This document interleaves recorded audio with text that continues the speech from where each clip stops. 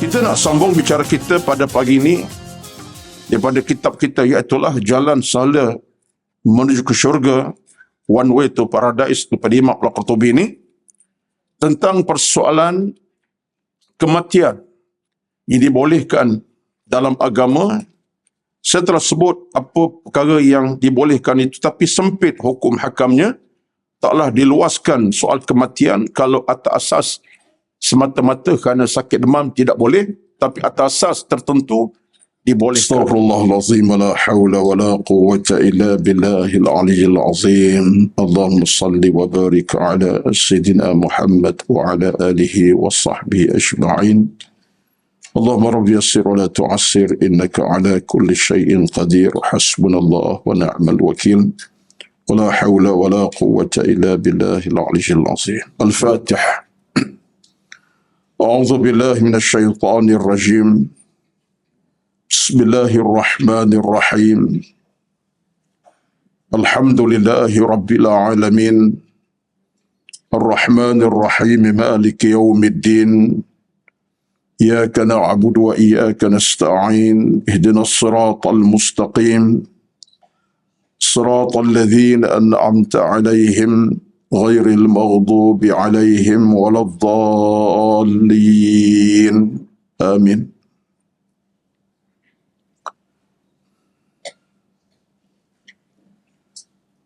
السلام عليكم ورحمة الله وبركاته.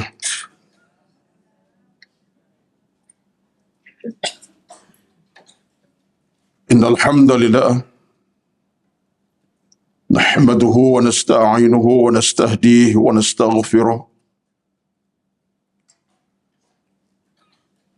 ونعوذ بالله من شرور أنفسنا ومن سيئات أعمالنا.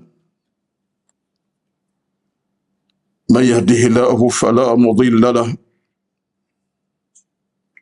ومن يضلل فلا هادي له. أشهد أن لا إله إلا الله وحده لا شريك له،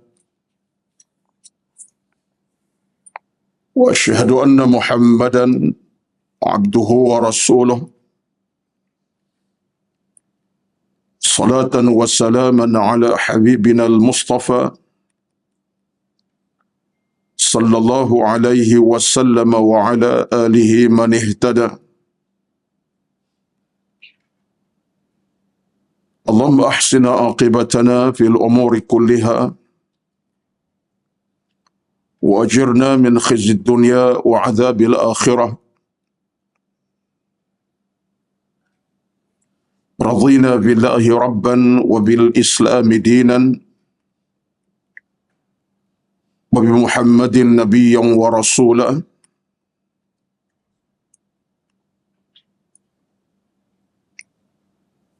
اللهم انصر إخواننا المسلمين والمجاهدين في فلسطين. اللهم دمر أعداءك أعداء الدين، لا سيما الكفار المستعمرين الغاصبين.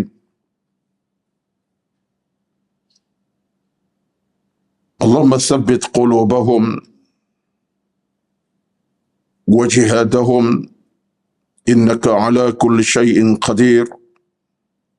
لا إله إلا أنت سبحانك إنا كنا من الظالمين. اللهم رب اشرح لي صدري ويسر لي أمري واحلل عقدة من لساني يفقه قولي يا رب العالمين. أما بعد، أعوذ بالله من الشيطان الرجيم. بسم الله الرحمن الرحيم. ثم لتسألن يومئذ عن النعيم. Yang bermaksud kemudian setiap kamu akan dipersoalkan oleh Allah Subhanahu wa Ta'ala pada satu hari nanti tentang nikmat-nikmat yang telah Allah kurniakan kepada kamu. Surah At-Takatsur ayat ke-8.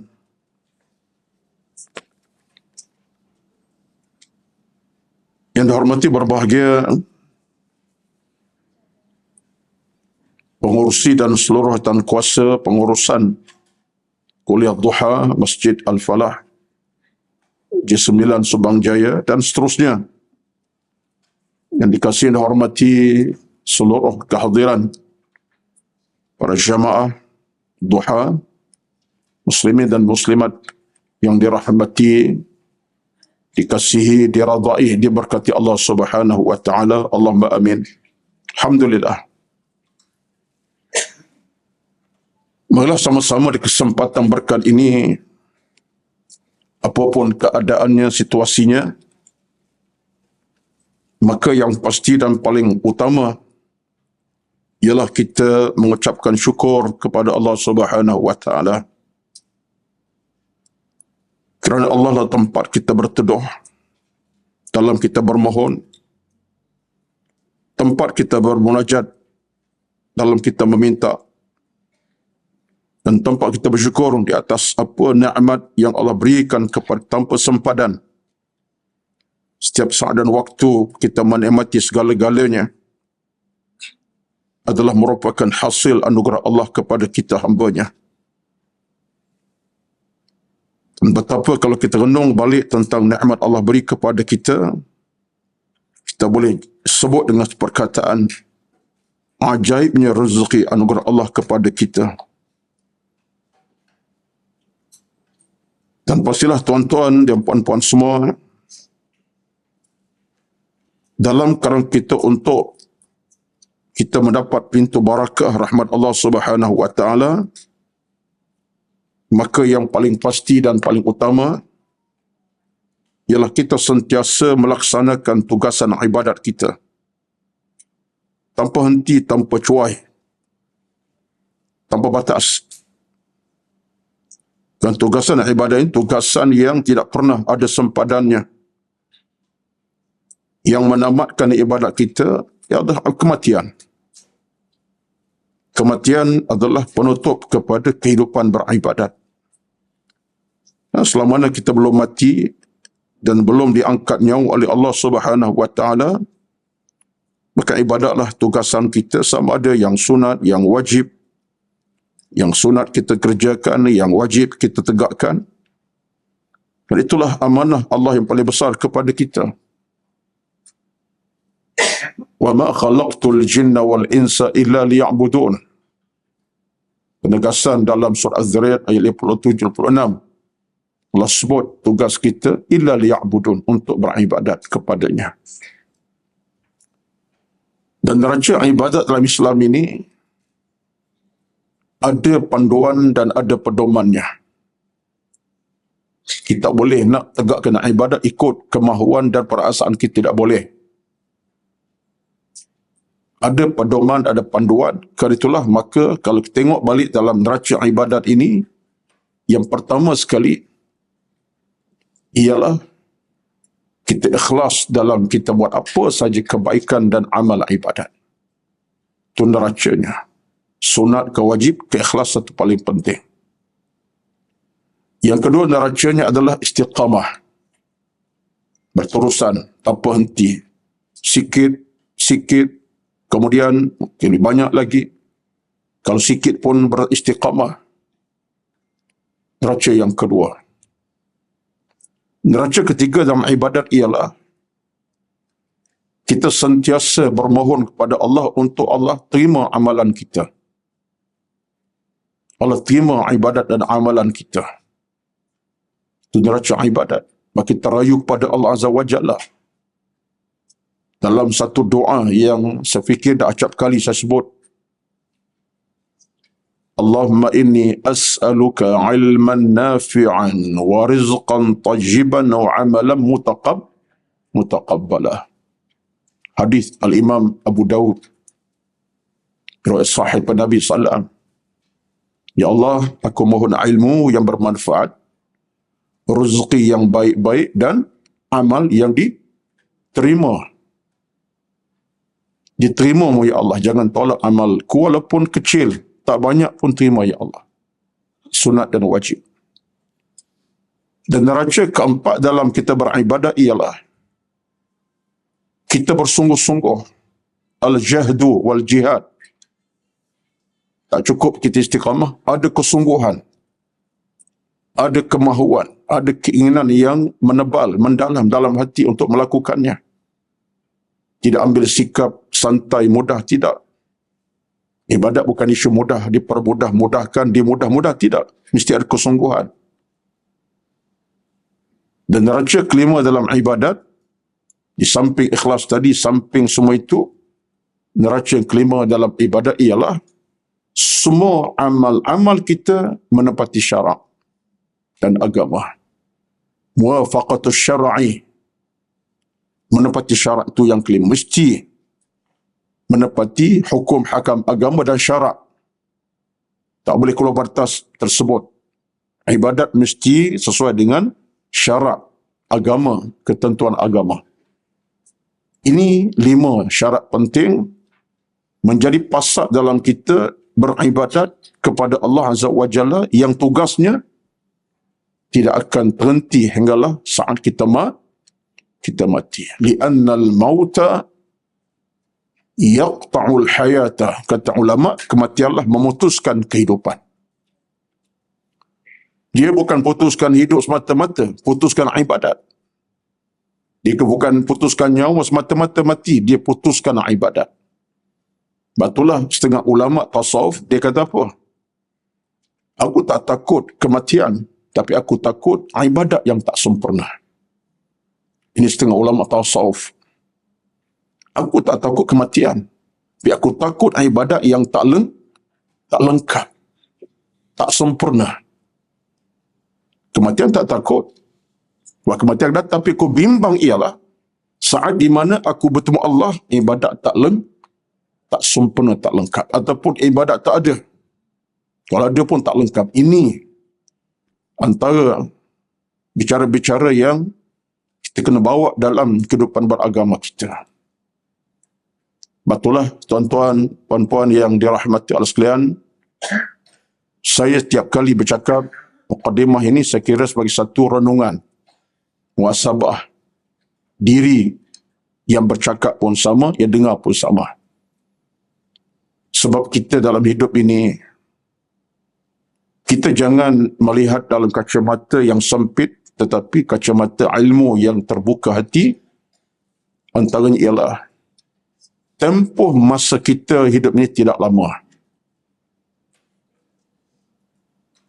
Yang lama ialah fizikal dunia memang lama. Besok hari Khamis, sebab ini hari Rabu. Lusa Jumaat, sebab besok hari Khamis datang Jumaat. Itu fizikal dunia. Perjalanan masa akan datang. Perubahan malam, siang, siang malam bagi petang akan datang. Tetapi hakikat kita dengan alam kehidupan kita tak sepanjang. Sebab kita terikat dengan kematian bila-bila masa sahaja. Harapan kita besok, hari Khamis masih ada lagi untuk kesana ke sini, betul tak? Tapi apa jaminan? Besok kita masih hidup, masih bernafas, bernyawa, masih bercakap macam sekarang. Yang bercakap pun cakaplah. Tak ada jaminan. Artinya, masa kita ada tak panjang pun. Yang panjang ialah fizikal dunia panjang. Sebab dunia akan terus berjalan sampai masa kiamat, entah bila tak tahu. 1 juta tahun lagi ke? Tapi kita bukan 1 hari mendatang, bukan 2 minggu mendatang, 1 saat mendatang kita tak tahu. Betul tak? Kita tak tahu. Jam sekarang dah 10:15 minit. Siapa jaminan kepada saya 1-2 minit akan datang, kita masih hidup, masih keadaan bernafas, bernyawa? Tak payahlah 3 minit, 2 minit pada sekarang. Tak ada jaminan. Sebab detik-detik yang kita miliki memang detik-detik yang paling singkat dalam kehidupan. Kerana kematian memutuskan kehidupan, memutuskan ibadat. Ini semua tuan-tuan bukanlah saya nak menakut-nakutkan, tidak, tapi kerana tajuk saya daripada kitab bicara Imam Qurtubi tentang hal itulah.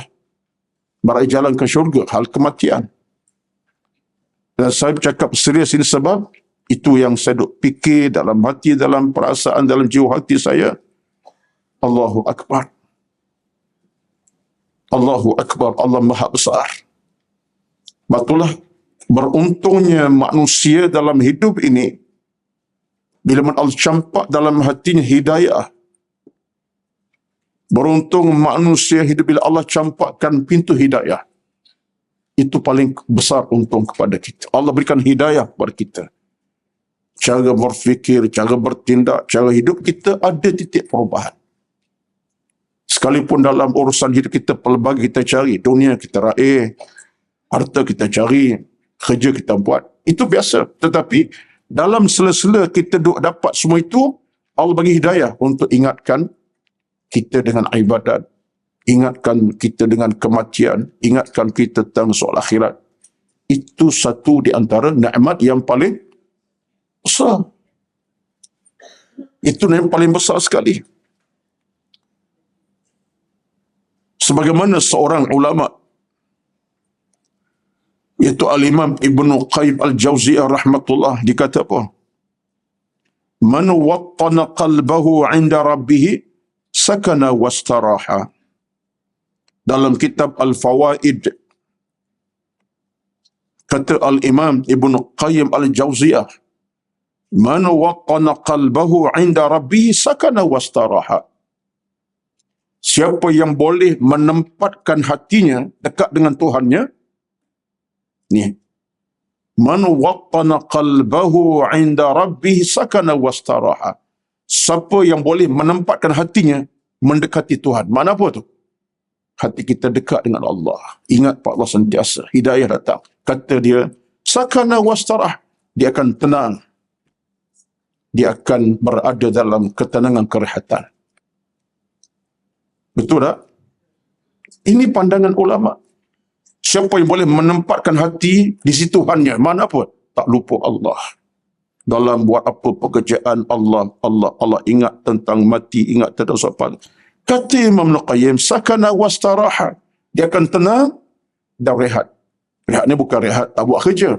Maksudnya, menikmati ketenangan dan kerehatan secara fizikal, secara ilmu lah. Tak ada masalah.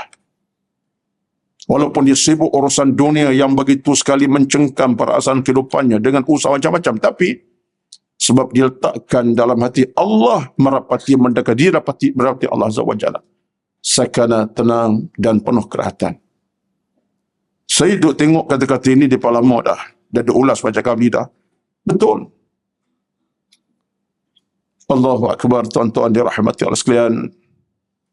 Itulah perjalanan kita dengan ilmu yang kita sedang raih tiap-tiap hari, tiap-tiap kelas pengajian ini, baik dalam tafsir ke, tadabbur ke, dalam bidang apa kita baca zikir, tasbih, tahmid dan seumpamanya.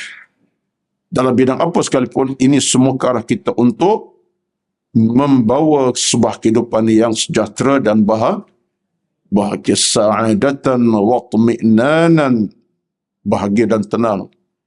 Bila tu? Insya-Allah Subhanahu wa ta'ala. Alhamdulillah, Allah masih berikan kepada saya rezeki tersebut, masih boleh bercakap walaupun 2-3 patah, walaupun 2-3 ayat, 2-3 minit ini, dan boleh lagi beramal walaupun ada kekurangan, ada juga kekuatan dicari diraih. Samalah kita. Mudah-mudahan semua ini menjadi faktor yang akan membawa kepada kita kejayaan dunia dan keselamatan di hari akhirat. Allahumma amin, amin, ya rabbal alamin. Tuan-tuan, puan-puan semua yang dirahmati Allah sekalian, itulah sebuah muqaddimah. Mudah-mudahan dapat kita ambil manfaat, peringatan, nasihat. Nasihat dalam agama ini merupakan satu sendi yang penting, dan kata Fudail bin Iyad, nasihat adalah cahaya dan nyawa kehidupan. Kata Fudail bin Iyad, seorang tokoh besar di kalangan ulama tasawuf. Fudail bin Iyad. Siapa nak Google, carilah. Nama dia keluar dalam Google. Fudail bin Iyad. F-U-D-A-I-L ataupun Fa-Dha-Ya-Lam. Apa kata Fudail? Dia kata nasihat adalah cahaya dan nyawa kehidupan. Ringkas je. Nasihat Bimbingan ini adalah nyawa dan cahaya kehidupan. Dan kata Abu Bakar Al-Muzani, ni ulama Melaka lah ni. Abu Bakar Al-Muzani kata apa? Nasihat tazkirah adalah jalan hidup orang beriman. Jalan hidup orang beriman mesti ada nasihat dan tazkirah. Lalai diperingatkan. Yang lupa diperbetulkan. Yang nak lemas diselamatkan. Itulah kehidupan kita. Ada masa lalai, kita peringatkan. Ada masa lupa, selamatkan dia. Nak lemas, kita tolong selamatkan nyawanya. Itu ibaratlah tu. Dalam hidup kita macam ada kelalaian, kelupaan, kelemasan dalam agama hidup biasa. Yang bercakap sendiri pun bukanlah tak lemas dalam banyak perkara. Tak lupa, tak, bukan. Kita ni ada kelalaian, kelupaan dan kelemasan. Jadi kena diselamatkan. Siapa yang selamatkan? Ilmu yang menyelamatkan kita. Iman yang menyelamatkan kita. Amal salah menyelamatkan kita. Ini adalah satu situasi yang kita kena sebut saja. Alhamdulillah pada pagi ini kita dalam suasana walaupun masih meraihkan program ilmu kita, tapi tuan-tuan, hari ini dah masuk 2 bulan cukup dah. Tepat 2 bulan hari ini. Apa 2 bulan tu? Peristiwa kekejaman, pembunuhan yang tak beri kemanusiaan, kezaliman yang dilakukan oleh Zionis Yahudi Israel. Hari ini masuk 2 bulan. Cukup-cukup 2 bulan hari ini. Allahu Akbar. Sampai saat ini, dentuman bom masih berlaku. Pembunuhan masih berjalan. Kerosakan secara fizikal dilakukan. Hari ini ikut kepada setakat 3 bulan 12. Hari ini berapa ini? 6. 3 lepas. Statistik terkini, syahid seramai 16,523 orang. Lebih syuhada. Kecederaan 41,316 orang cedera. Tak dapat rawatan yang lengkap. Yang sakit terus sakit, yang parah menanti saja maut. Hospital telah hancur. Doktor pun tak dapat bertugas. Dan ikut ke report. Saya baca report tuan, kita kena tahu jugalah. Yang kata tak penting Ustaz. Itu penting. Sebab ia babitkan soal maruah kita orang Islam, maruah rakan seagama kita yang sedang dizalimi. Kerana hari ini, kalau masjid yang dah runtuh sepenuhnya, 95 buah. Masjid yang separa musnah, 123 buah. Tak dapat guna dah. Tak ada elektrik, tak ada api, tak ada air. Kalau ada tiang pun tiang ialah ada. Yang musnah terus, 10 buah. Gereja pun ada dirosakkan 3 buah. Yang dah umur 600 tahun dirosakkan. Dan demikianlah kezaliman yang berlaku sekarang ini. Kediaman yang musnah totally 50,000 buah. Yang separa musnah, yang tak seimbang dah bangunannya, 250,000. Ini statistik ini saya dapat rasmi daripada pelbagai sumber dan kita mengikuti perkembangan dengan rapat. Ini statistik yang hampir-hampir menepati situasi yang berlaku. Wallahul musta'an. Amat tertekan, amat rasa di hati kita tuan-tuan, kerana sampai 2 bulan ini bukan satu benda yang mudah. 2 bulan ini telah menekan perasaan semua peringkat masyarakat, baik kanak-kanak hilang ayah, baik ayah hilang anak-anak, baik ibu hilang anak, baik saudara hilang saudara kandung. Makan tak cukup, lena tidur pun tak ada kelenaan dah. Ketenangan dah hilang, berpisah kasih anak dengan ibu, ayah dan keluarga. Ini semua tuan-tuan ujian yang dahsyat, ujian paling dahsyat dalam era-era terkini. Dah 2 bulan lengkap, hari ini 2 bulan, di 7 Oktober hingga ini 6 Disember.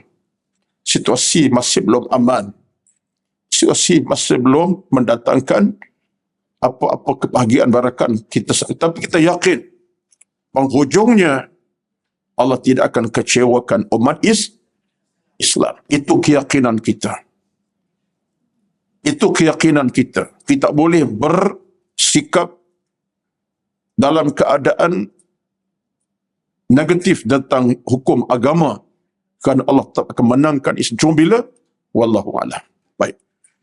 Tuan-tuan sekalian, tajuk kita pada pagi ini agak lama sikit mukadimah tadi, tapi tak apa kerana ia berkait dengan soal kita dan jiwa masing-masing. Baik. Kita nak sambung bicara kita pada pagi ini daripada kitab kita, iaitulah Jalan Sahala Menuju ke Syurga, One Way to Paradise daripada Imam Al-Qurtubi ini, tentang persoalan kematian yang dibolehkan dalam agama.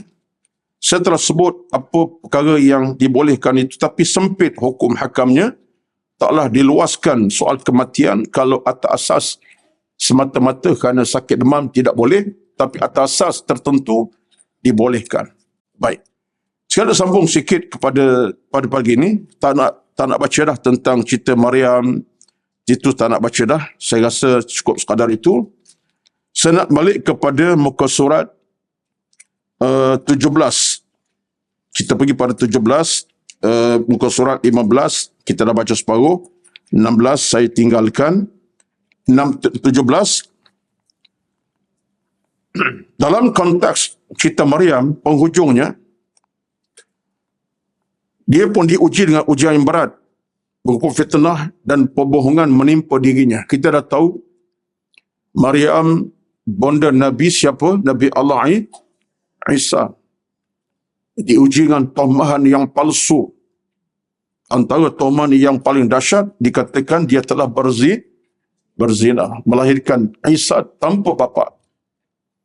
Dan ini berlaku secara begitu sekali, tersebar di masyarakat, sehingga dianggap Maryam ini perempuan yang keji, yang kotor, yang tak akhlak, tak ada moral hidup kerana anak tanpa bapa.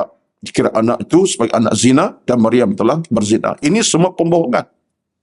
Sedangkan Maryam perempuan yang siddiqah, yang benar, tak berdusta akan kebenaran ceritanya, yang tak pernah buat kerja jahat maksiat. Ini semua ketentuan Allah mengandung tanpa bapa. Sebab Allah boleh melakukannya. Apa masalahnya? Tapi kerana orang-orang di zaman tak ada iman, mereka tak kait dengan soal ketuhanan Allah, mereka tak percaya apa dia diceritakan Maryam alaihissalatu wassalam. Diuji dengan ujian berat, fitnah, hubungan menimpa dirinya. Oleh kemudian, berdasarkan keadaan para serta penafsiran yang telah kami paparkan tadi, maka mahukan kematian hakikatnya tak dilarang jika buat demikian. Maryam pernah merasakan, baik dia matilah. Sebab dia tak sanggup terima tekanan. Apakah hasrat Maryam itu dianggap dosa? Tidak. Sebab dia memang ditekan sungguh untuk menyatakan kebenaran, dia tak mampu. Akhirnya, dia pernah sebut, baik aku mati, lain mutu, kalau aku mati lebih baik pada hidup. Jadi hal ini kata ulama, ini bukanlah bermaksud Maryam berasa, tidak. Tapi dia ditekan kerana kedahsyatan itu, maka ulama tidak menyatakan satu kesalahan. Dalam hadis nyatakan bahawa mahukan kematian hanya dia benarkan seorang itu ditimpa musibah, seperti bimbang menjadi murtad, dan bimbang orang tersebut tidak dapat lagi melaksanakan ajaran agama dengan baik. Jadi dalam keadaan izin mati ini, kalau kita bimbang, kita murtad, musibah datang, contohnya mungkin dalam satu faktor tertentu, dipaksa untuk tinggalkan agama, dipaksa untuk murtad dari Islam, contohnya ditahan, dipaksa, dan dia tak redha untuk meninggalkan agama. Ketika itu ujian datang, maka orang itu kalau dia kata, aku lebih matilah daripada hidup, sebab aku tak nak tinggal agama ini, maka itu tak dianggap sebagai berdosa. Kalau dia bimbang, kalau dia hidup lagi, mungkin dia akan dipaksa agama, dia tinggal agama, dia pertahankan. Maka kata para ulama, untuk itu tidak dianggap orang itu berdosa kepada Allah Azza wa Jalla. Oleh demikian, bukan musibah yang menimpa anggota tubuh atau musibah lain, tapi sekadar hilang harta, sakit demam, tak larat contohnya, di atas faktor ujian harta, ujian sakit demam, baik aku mati, tak boleh. Itu bukan musibah yang besar. Sekalipun nampak macam besar. So apa? Hilang harta benda, tak ada apa, dah tinggal. Baju di badan pun orang beri contohnya. Makan minum orang tolong suap, tak boleh nak makan sendiri. Tak boleh nak beli contohnya. Atau ujian sakit demam yang dahsyat sampai tahap nak bergerak tak mampu. Sekarang itu musibah. Tapi itu musibah yang tak layak. Seorang itu kata apa? Ya Allah, aku mati daripada hidup, tak boleh. Sebab itu bukan satu peringkat yang wajar kita angkat kepada Allah rasa nak mati. Sebab apa? Musibah demikian bukan musibah yang paling berat, sekalipun sakit berat. Baru kata ulama, kalau kita sabar, wa in tasbira ala bima usiba, kita sabar atas ujian menimpa, kita banyak doa, jadi Allah beri kita apa dia? Kesembuhan, keselamatan. Boleh jadi. Ialah seorang manusia Allah uji dengan kepayahan hidup. Tapi dia bertawakal. Dia berusaha gigih. Dia cari jalan pulang kepada Allah kembali dengan usaha pelbagai. Doa tak putus. Boleh jadi Allah beri kembali hak dia. Daripada kesakitan, kepada kesembuhan. Kepayahan kepada kebaikan. Kemiskinan kepada kekayaan. Boleh jadi. Tapi kena sabarlah. Betullah dalam hal ini, ada hadis disebutkan di bawah tu, tuan-tuan cuba tengok hadis Imam Malik dan Ibn Tirmidzi. Tengok apa di antara doa yang kita patut sebut dalam soal kita nak menjadi orang yang yakin akan pertolongan bantuan Allah Subhanahu Wa Taala dalam kita hadapi masalah hidup. Apa di antara doanya? Allahumma inni as'aluka fi'lal khairati wa tarkal munkarati wa hubbal masakin. Wa idza aradta bi'ibadika fitnatan faqbidni ilaika ghaira maftunin. Ini doa ni. Harapan, minta, munajat, merintih, doa kepada Allah Azza wa Jalla dengan hati penuh keikhlasan. Yang doa ni siapa ni? Orang beriman lah ni. Dia ada kuasa iman, dia kata apa? Ya Allah, ya Tuhanku, aku mohon kepadamu untuk aku ini ada kekuatan untuk buat segala kebaikan dan kebajikan. Dalam kepayahan, dalam musibah menimpa, dalam ujian dihadapi, tetap dia menghadap Allah apa dia? Ya Allah, aku mohon kepadamu, aku ni boleh buat kebaikan dan kebajikan. Jaga ibadat, buat ibadat. Wa tarkal munkarat, aku nak kepada ya Allah kekuatan tinggal kemaksiatan, kejahatan. Wa hubbal masakin, aku nak jadi orang yang suka tolong orang miskin. Maknanya, aku nak engkau beri rezeki, ya Allah, dalam kepayahan aku ada ini, aku mampu, aku berubah untuk tolong orang, bantu orang. Kalau rezeki, rezekilah. Kalau kuatan-kuatanlah. Wa idza aradta bi'ibadika fitnatan, faqbidni ilaika ghaira maftun. Itu tengok. Tapi ya Allah, kalau engkau menimpakan aku dalam keadaan fitnah kepada hamba-Mu, ambillah nyawaku dalam keadaan bebas fitnah ataupun kesesatan. Maksudnya apa? Tapi kalaulah aku tak mampu, ya Allah, aku diuji yang dahsyat, sanggir contohnya, jadilah. Sampai tahap aku diuji sampai kena buang agama. Kena seksa. Kalau ada orang seksa aku sampai kena buang Islam agama, maka engkau ambil nyawaku. Aku tak nak sama hidup dalam kesesatan itu. Sampai tahap aku lupa agama, tidak. Tapi ya Allah, kalau aku tak tahap tu sampai tahap tu, tolong ya Allah. Hidupkan aku dalam keadaan boleh buat kebaikan, tinggal kejahatan dan tolong orang. Ini apa ni tuan-tuan ni? Maknanya doa ini doa yang bersifat moga Allah berikan kekuatan. Bukan minta Allah berikan jalan segera untuk mati. Walaupun hadapi masalah macam mana pun, minta terus hidup dalam kebaikan keimanan. Dia kata Allah, memang aku ni memang dalam ujian yang dahsyat sampai tinggal lagi agama, engkau lebih tahu ya Allah, ya Tuhanku. Ini antara ciri menunjukkan kekuatan dalam hati kita. Tuan-tuan sekalian, berdasarkan hadis ini, hadis ini yang kita baca sekarang, hadis Imam Malik dan juga Tirmizi ini, ada satu rumusan yang boleh kita buat ataupun satu conclusion yang boleh kita ambil. Yang pertama sekali ialah seseorang yang dalam ujian macam mana Allah beri kepadanya tetap kena minta, bermohon dan kembali kepada Allah Subhanahu wa taala. Jangan serah kepada keadaan. Jangan serah kepada situasi ataupun dalam bahasa mudahnya, biarlah macam mana, dah takdir-takdirlah. Tak boleh macam tu. Sekalipun ada ujian mendatang, tetap kena ikat diri dengan Allah Subhanahu wa taala. Ingat Allah yang Maha berkuasa. Ingat Allah yang Maha Esa. Ingat Allah yang Maha memiliki segala perkara. Ingat pada Allah Azza wa Jalla. Kekuatan kena ada.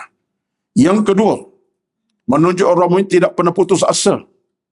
Kalau ujian datang macam mana banyak, ujian datang mana kerap, ujian macam mana besar, dia tak ada sifat putus asa. Yang dia adalah husnuzan. Dengan Tuhan, sangkaan baik pada Allah Azza wa Jalla. Ini penting. Ada sangkaan baik pada Allah, husnuzan dengan Tuhan. Jangan ada suuzan. Ini Tuhan tak sayang aku dah, Tuhan tak. Tak, bukan. Ada sangkaan baik dengan Allah Azza wa Jalla. Yang ketiganya, menunjukkan dia bertawakal kepada Allah Subhanahu wa taala. Dah usaha, dah cuba, minta macam-macam. Tawakal pada Allah sajalah kemudiannya. Tawakal datang setelah kita berusaha, usaha baik. Dalam hadis yang lain juga dinyatakan Umar pernah berkata, Umar ni siapa ni? Umar ibn Al-Khattab radhiyallahu pernah juga berdoa. Tengok ni. Tapi dalam suasana nadanya apa? Nada keimanan, bukan nada putus asa. Umar kata apa? Ya Allah, kekuatanku semakin lemah. Sebab Umar di penghujung usia beliau Khalifah Islam yang keberapa? Yang kelima kan? Yang kelima. Sejarah mana tu belajar ni? Saya yang kata ya. Yang kedua lah. Umar yang kedua ya. Pertama Abu Bakar, kedua Umar, ketiga Uthman, keempat Ali, kelima tak ada dah. Siapa kata ada? Yang kelima ada. Tetapi Khalifah Umayyah kemudian, iaitu Muawiyah bin Sufyan. Dia tak masuk dalam 4 sahabat itu, tapi menarik kalau kita baca dalam fakta sejarah dan sirah, ada ulama yang memasukkan kalau boleh dimasukkan Khalifah yang kelima, siapa? Selepas Ali. Ini mengaji lama ni tak? Kak Salwa berapa tahun dah ni? Takkan tak belajar bab sirah dan sejarah ni? Tak mengaji sini pun mengaji bab lain. Ada ulama yang memasukkan, kalau kata mereka, boleh masukkan Khalifah yang kelima. Selepas Abu Bakar, Umar, Ali, Uthman, selepas Abu Bakar, Umar, Uthman, Ali, ini Khalifah Rashidin. Habislah. Datang Khalifah Umayyah. Tapi kau boleh masuk yang kelima ni. Siapa? Kena bagi hadiah ni. Kena bagi buku jodoh. Anugerah dia tapi tak bawa hari ni. Ya. Khalifah? Salah. Umar juga bin Abdul Aziz radhiyallahu anhu. Khalifah daripada Umayyah. Google tengok. Sebab kita cara Google ni mudah dapat ilmu. Tapi tengok sumber je lah. Umar bin Abdul Aziz radhiyallahu anhu, khalifah yang memerintah tak sampai 2 tahun. Tapi keadilan beliau amat terserlah, kehebatan beliau amat terbaik, dan keadilan beliau amat hebat. Umar bin Abdul Aziz daripada Khilafah Umayyah. Sejarah beliau memang pelik dan pelik. Beliau merintah dalam hampir 2 tahun saja wafat. Jadi beliau, kata ulama, kalaulah boleh dimasuk khalifah yang kelima, beliau lah orangnya. Dia beliau ni siapa ni? Anak cucu cicit kepada Umar bin Al-Khattab radhiyallahu anhu.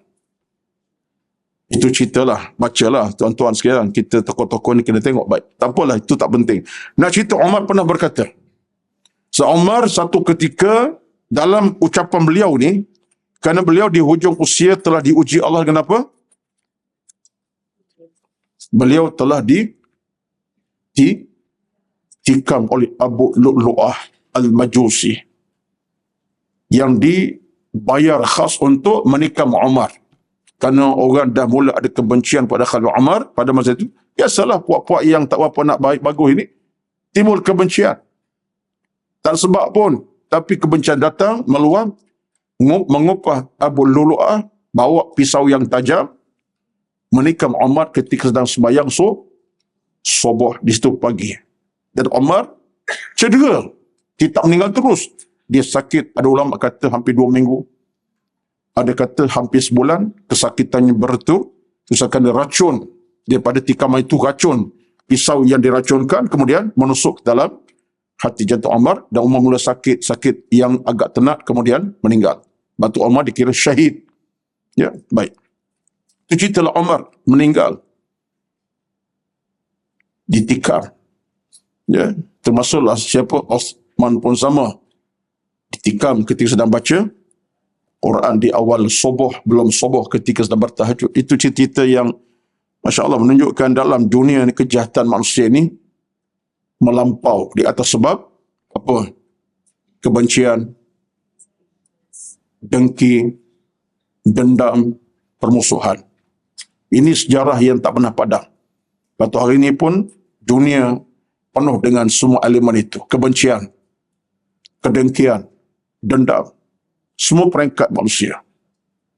Seperingkat dunia, Israel sekalah pendendam yang paling jahat sekali. Tak ada sebab untuk bunuh orang Israel, orang Palestin. Tak ada sebab untuk merampas tanah air. Tapi itu peringkat negara. Peringkat masyarakat pula pun sama. A dengan B bertelagah dalam urusan perniagaan. B dengan A bertelagah urusan harta. Betul tak? Dunia tu dunia tak selesai. Sebab ni dah rosak. Jiwa dah sakit. Jiwa dah lumpuh daripada keimanan. Dah masuk elemen-elemen kejahatan yang bersifat syaitan. Dia dah hilangkan segala kebaikan, kemuliaan. Akhirnya itulah dia. Aku bunuh saja. Aku buat apa saja. Kalau peringkat Umar, bunuh sajalah. Umar tengah sembahyang. Tak pasal-pasal, pergi tikam. Siapa Umar? Umar orang yang mulia. Tapi tak dah hilang kulit Umar. Bagi mereka, Umar ni orang tak elok. Orang tak bagus. Mesti dibunuh. Kita sekarang, dalam dunia kita sekarang macam itulah. Sahirkan orang ni sebab aku tak suka dengan dia. Santau ke santai? Bukan santan, santan lain, santau. Ya? Santai lain, saya santai.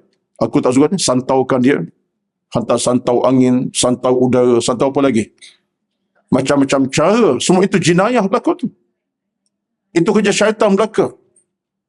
Jadi ini berlaku, tuan-tuan masyarakat, kerana kedengkian, hasad, permusuhan yang tak akan selesai. Sebab itulah orang mukmin tolong bersihkan hati. Orang mukmin tolong jana hidup dengan iman dan taqwa. Orang beriman tolong muhasabah diri malam, siang, pagi, petang.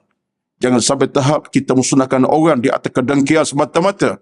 Aku nak buat apa saja biar dia hilang segala. Jangan. Dunia anda nampak selamat, tapi bila anda masuk kubur, anda tidak akan selamat selama-lamanya. Dunia nampak tak ada apa-apa, tapi jangan ingat tak selamat. Jangan anda selamat bila anda mati saja. Tak sempat mohon maaf, tak sempat balikkan hak orang. Kematian anda sampai kiamat, kematian yang penuh kedahsyatan, keburukan, seksaan yang pedih. Itu yang Allah sebut dalam Al-Quran pun, ada hadis Nabi sebut. Jangan. Maksud saya sebut tuan-tuan, kerana elemen ni elemen yang menjahanamkan baik keluarga berlaku. Dalam hubungan kemasyarakatan, adik-beradik berlaku. Hubungan kemasyarakatan, keluarga jiran berlaku. Rakan sepejabat. Allahu Akbar. Carilah ilmu yang memandu. Cari iman yang menyelamatkan kita. Jangan hidup dalam kejahilan. Kerana sebab dendam dan kita keikut perasaan. Itu adalah perasaan syaitan. Sebab syaitan tidak akan pernah jadikan kita selamat. Bahkan kita makin celaka. Itu kenyataannya. Baik, itulah. Umar radhiyallahu cerita saya tadi ialah dia diuji dengan ujian yang dahsyat. Dia makin lemah. Sebab Allah kata, ya Allah, kekuatanku makin lemah. Usiaku semakin tua. Dan rakyatku sudah meninggalkan aku. Sebab ada orang dah mula fitnahkan Umar. Itu tengok tuan-tuan. Ada orang dah mula tak suka dengan Umar. Atas kebencian itulah. Batu ulama-ulama kita dalam hal ini, sebagai contoh, Ajaj Al-Khatib, karang kitab tentang Umar. Sampai dalam riwayat pernah sebut, Umar ni adalah insan yang paling mulia. Ada pernah Nabi sebut sekali. Dalam satu rekod, catatan para ulama, Nabi pernah sebut, kalaulah selepas aku ni ada Nabi lagi, nescaya Umar adalah Nabi umat ini. Nabi pernah sebut. Riwayat ada. Tapi memang Nabi tak ada. Nabi tak ada lah. Nabi, khatum Nabi dah tak ada. Tapi Nabi kata, kalau umat ini ada lagi Nabi lepas aku, nescaya Umar adalah Nabi. Makna apa tu tuan-tuan? Nabi letakkan Umar tempat yang paling tinggi. Akhlak, pribadi, sikap, watak, ilmu, iman, agama. Seorang Nabi ni tuan-tuan, mulia. Seorang Nabi tidak akan berakhlak buruk walaupun satu sen, satu saat, satu minit. Allah akan pelihara mereka. Itu Nabi-Nabi. Nabi Adam sampai dari kita Muhammad, mereka di bawah pemeliharaan Allah. Wallahu ya'asimuka minan nas. Orang tak boleh cacat cederakan Nabi-Nabi Rasul-Rasul apa cara. Boleh mereka fitnah, tapi fitnah aku itu akan terkubur. Mereka buat apa saja, tak akan berjaya. Sebab Nabi ni Allah pelihara. Akhlak. Umar kata riwayat, Nabi sebut, kalau ada Nabi lepas aku wafat, ada lagi Nabi. Fa Umaru huwan Nabi. Umar adalah Rasul. Tapi tak berlakulah. Allah tu maha kaya. Stop kat Nabi Muhammad. Tak Nabi. La Nabiya ba'dah. Tak Nabi lepas Nabi Muhammad. Selesai. Jadi cerita Nabi tadi apa? Umar pribadi. Tapi tiba-tiba masyarakat ada orang yang benci. Umar petikan. Jadi bila sampai tahap tu, Umar radhiyallahu anhu berdoa kepada Allah Azza wa Jalla. Ini riwayat daripada Imam Malik bin Anas. Berdasar kepada cerita para sahabat yang masih hidup, mencerita demikian. Umar demikian keadaannya. Lalu Umar berkata, ya Allah, kekuatanku makin lemah. Tak ada apa dah. Sama saat beliau sudah dihujani dengan tikaman yang beracun, dia lemah. Dan ada riwayat sampai kata Umar, hilang ingatan. Ini ceritalah. Sampai Abdullah bin Umar satu hari melihat Umar macam meracau. Bercakap keadaan yang tak jelas dan bercakap benda yang seolahnya tak ada kaitan apalah. Abdullah Umar pernah kata, aku lihat ayahku satu hari setelah peristiwa ini dah mula meracau. Kerana kesan racun yang berbisa itu dah mula masuki rongga sendi kehidupan jantung dan diri-dirinya. Itu saat Umar diuji Allah Subhanahu Wa Taala. Cuma Umar ini saat dia sakit itu, dia masih lagi sempat minta satu perkara yang besar. Ini pun rekod ada dalam kitab Imam Al-Ghazali sebut dan banyak kitab sebut. Tengah dia sakit itu, walaupun keadaan macam tu tertekan, keadaan sakit tenat sangat, kerana racun yang dah mula apa? Merebak lah. Sebab macam Nabi jugalah kan. Macam Nabi pun setelah balik daripada peristiwa haji di Mekah terakhir, Nabi dah mula makin uzur. Dah tak larat sampai nak semayang imam tak mampu. Tak larat. Kerana kata ulama, racun yang siapa yang buat kerja tu? Perempuan Yahudi yang pernah beri Nabi makan daging kambing, diracun dalam tu. Nabi termakan. Sahabat ada yang meninggal. Nabi Allah selamatkan. Tapi racun dah mula berpisah. Nabi tak larat balik pada Mekah. Itu cerita. Kesannya. Umar pernah. Begitu keadaannya. Tapi Umar radhiyallahu anhu cerita. Sempat tengah-tengah sakit itu. Dia bercakap kepada anaknya Abdullah bin Umar. Anaknya Abdullah bin Umar Al-Khattab. Sahabat Nabi. Anak muda lah ni. Sampai dia kata, aku ni tak lama lagi nak mati. Wahai anakku Abdullah. Tetapi, aku berhasrat kalau aku mati. Aku bercita nak mati di kedua sebelah Nabi, sahabat aku Abu Bakar radhiyallahu anhu. Itu hasrat dia. Tengah dia sakit ni. Aku dah nak mati sampai masa dah. Tapi aku perasan satu perkara. Aku nak sangat aku dikebumikan sebelah Nabi, sebelah sahabat aku Abu Bakar radhiyallahu anhu. Sedangkan pada masa itu, yang berhasrat untuk dikebumi sebelah Nabi dan Abu Bakar siapa? Aisyah radhiyallahu anha. Aisyah dah wasiat dah. Aku akan iringi suamiku Nabi Muhammad, ayahku Abu Bakar. Maka sebelah menyebelah lah. Itu ayah dia Abu Bakar. Itu suaminya Nabi Muhammad. Kata Aisyah, kata aku nak dikebumikan. Kalau aku meninggal di sebelah ayahku, di sebelah suamiku Nabi Muhammad SAW. Hasrat itu memang ada terpadam hati Aisyah. Riwayat sebut, itulah hasratnya. Tapi Umar dia sebut kepada Abdullah, dia kata beginilah, dia kata aku ni sangat rindu kepada Rasulullah.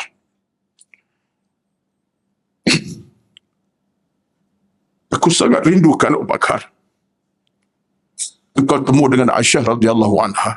Dia minta Abdullah anaknya, minta keizinan atas hasrat beliau untuk dikebumikan selepas sebelah ayahnya dan suaminya Nabi SAW. Aku ambil hasrat untuk dikebumikan tempat yang sama. Lalu Abdullah terus bertemu dengan Ummul Mukminin Aisyah ni. Dinyatakan hasrat, wahai Ummul Mukminin, sekali Khalifah Umar dalam tenat, dia telah sebutkan satu perkara. Dia berhasrat untuk dimandikan jenazah sebelah kepada Umar, sebelah pada Abu Bakar dan Nabi. Sedangkan Mukminin, itu tempat kamu yang kamu harapkan. Aisyah radhiyallahu tuan, insan yang ada maruah tinggi, maksudnya moral tinggi, akhlak tinggi. Aisyah kata, yang minta ini Umar Khalifah aku. Yang minta ini Umar sahabat setia Rasulullah. Yang minta ini Umar sahabat setia Abu Bakar radhiyallahu anhu. Aku tak boleh menafikan. Umar hebat pada pandangan Rasulullah. Umar mulia pada pandangan Abu Bakar. Umar yang aku ingat sejarah kemuliaan dan kebaikannya. Oleh kerana Umar minta, aku undurkan diri, aku beri tempat untuk Umar. Untuk dia, kalau dia meninggal, itulah tempat dikebumikannya. Tuan Aisyah, seorang ibu salihah, seorang wanita salihah, mak kita ni. Ini mak kita tuan-tuan. Aisyah ni mak kita, Ummatul Mukminin. Lalu Aisyah kata, aku izinkan Umar untuk dikebumikan di sebelah makam Nabi dan Abu Bakar radhiyallahu anhu. Dan takdir begitulah. Kemudian, beberapa hari kemudian, Umar meninggal dunia. Oleh kerana Aisyah beri keizinan, akhirnya Umar dikebumikan di sebelah siapa makam Abu Bakar dan Rasulullah. Dan kita ini pergi ke Madinah, tertera di pintu yang tertulis makam Nabi, makam Abu Bakar, makam Umar radhiyallahu anhu. Aisyah ke mana akhirnya? Aisyah ditanam di kubur Al-Baqi' sebelah Masjid Nabawi itulah. Betullah setengah ulama kata, hati Aisyah, hati yang begitu kuat dan kental. Jiwa Aisyah, jiwa yang begitu mantap, begitu bercahaya. Sebab, kalau Aisyah berkeras, boleh tak? Boleh je. Kenapa aku nak beritahu pada Umar? Aku lebih tepat untuk di situ. Itu ayah aku Abu Bakar, itu suami aku Rasulullah.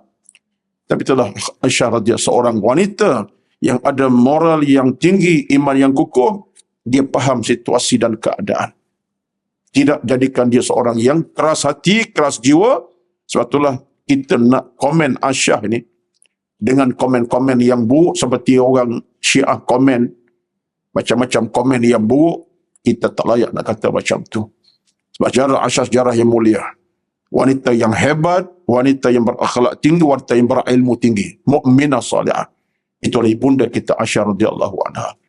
Akhirnya bila Abu Bakar balik, bila Abdullah balik kepada ayahnya, menceritakan, ayah, dalam ayahnya tengah sakit ni, Abu Bakar sakit ni, Umar tengah sakit, bonda kami Aisyah Minin, izinkan engkau demikian. Umar diriwayatkan air matanya tumpah tak berhenti. Dalam kesakitan itu, riwayat sebut, fabaka Umar bukaan syadidan. Umar menangis. Hasratnya diperkenan oleh Ummul Mukminin Aisyah radhiyallahu anha. Rezeki Umar radhiyallahu anhu. Rezeki kemudian. Jadi ceritanya tuan-tuan, kalau saya baca minta maaf, cerita ini cerita dirakamkan oleh banyak tulisan masa Imam Al-Ghazali rahmatullah.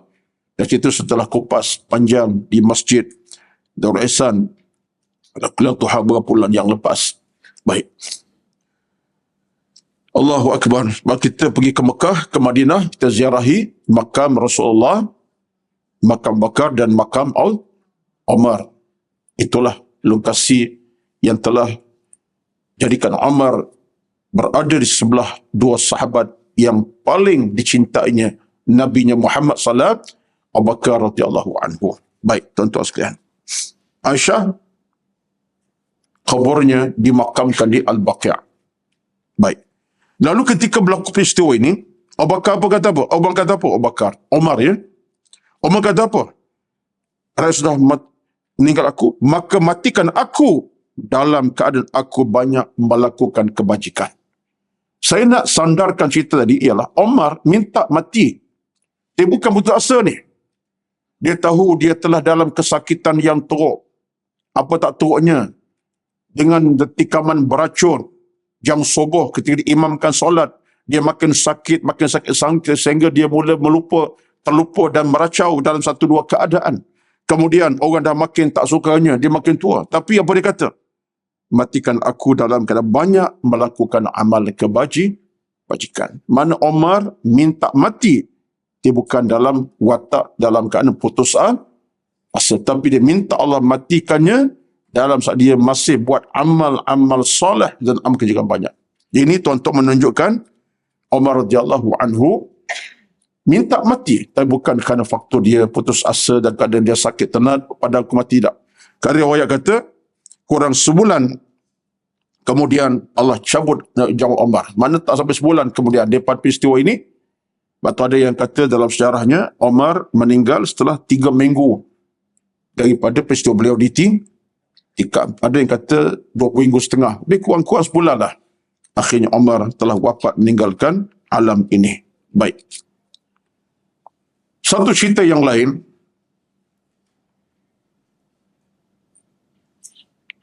daripada riwayat yang lain daripada kitab At-Tamhid wal Istidhkar, ini pun satu di antara peringatan kepada kita yang kita boleh ambil peringatan tentang hal minta mati ini.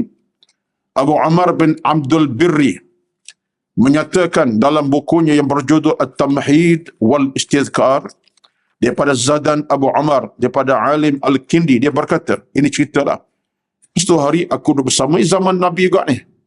Zaman Nabi tak ada dah, zaman para sahabat masih ada. Zaman sahabat, satu hari aku duduk bersama dengan Abu Abbas Al-Ghifari radhiyallahu anhu. Abu Abbas Al-Ghifari ini sahabat Nabi SAW. Dan dia melihat sekumpulan orang menderita penyakit tifus. Penyakit tifus ni tuan-tuan penyakit yang sifatnya adalah penyakit organ lalih, menyerang anggota dalam. Lebih kurang begitulah. Menyerang usus, menyerang anggota dalam. Penyakit yang darjin merebak. Itu penyakitnya. Kita perlu ceritalah apa tifus tak tifus, carilah tuan-tuan ya. Penyakit yang merebak dalaman. Memakan organ. Mungkin dari sudut paru, jantung, hati macam itu. Tersebar penyakit itu. Dan melihat orang menderita penyakit tifus, dia berkata, wahai penyakit tifus, datanglah kepadaku. Dia mengucapkan 3 kali. Aku kemudian bertanya, mengapa kamu kata seperti itu? Bukankah Nabi telah bersabda, sesungguhnya tiap kamu semua dilarang mahukan kematian, kerana mati akan menyebabkan amal terputus sehingga dia tak dapat lagi melakukan amal solat, terminta keridhaan Allah atas kesalahannya. Jadi ditegur oleh sahabat, minta penyakit tak boleh. Dalam suasana kita ada penyakit, kita kena hindar penyakit. Tiba-tiba dia minta kalau aku dapat penyakit yang sama juga. Sebab apa? Cepat mati. Sebanyak merebak, cepat mati. Jadi tegur sahabat, kenapa macam tu? Sebab kita dalam kaedah kita, bila ada penyakit yang tersebar, kita kena minta Allah jauhkan. Jangan cari pasal. Bukan kita minta, aku nak sakit yang sama lah supaya mati cepat. Itu tak boleh. Cuba untuk hindarkan.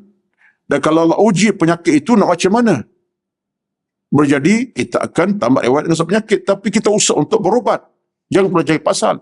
Maka sahabat ni, diminta penyakit itu datang kepadanya. Diulang 3 kali. Lalu kata sahabat ini, mengapa engkau kata demikian? Minta benda yang bukan-bukan macam tu.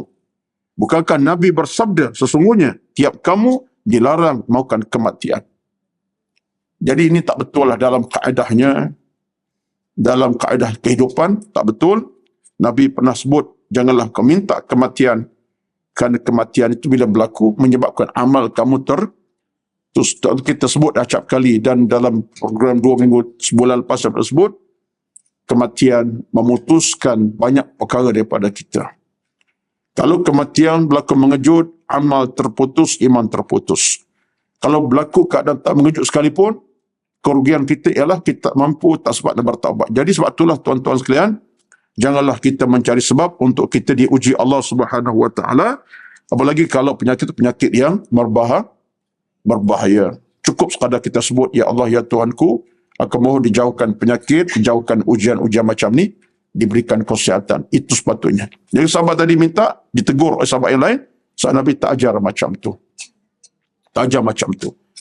Abu Abbas berkata, aku dengar Nabi telah bersabda, badiru bil mauti sittan, imratas sufaha, wa kasratas syurati, wa bay'al hukmi, واستخفافا بالدم وقطيعة الرحم ونشوا يتخذون القرآن مزامير يقدمونه يغنيهم وإن كان أقل منه فقها. Segeralah bertaubat, segeralah menyambut kematian ketika 6 perkara telah muncul.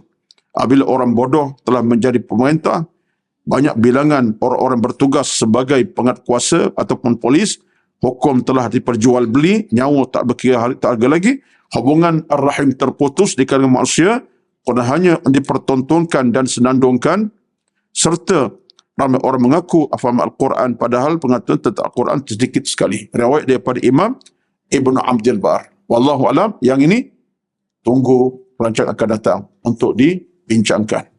Memadai masa yang ada pada hari ini, itulah sekadarnya.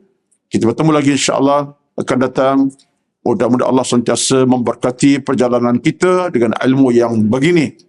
Dan ilmu ni tak pernah ada sempadannya. Mudah-mudahan Allah berikan kita kekuatan hati dan jiwa, hidup dalam iman dan mati dalam iman insya-Allah. Allahumma amin.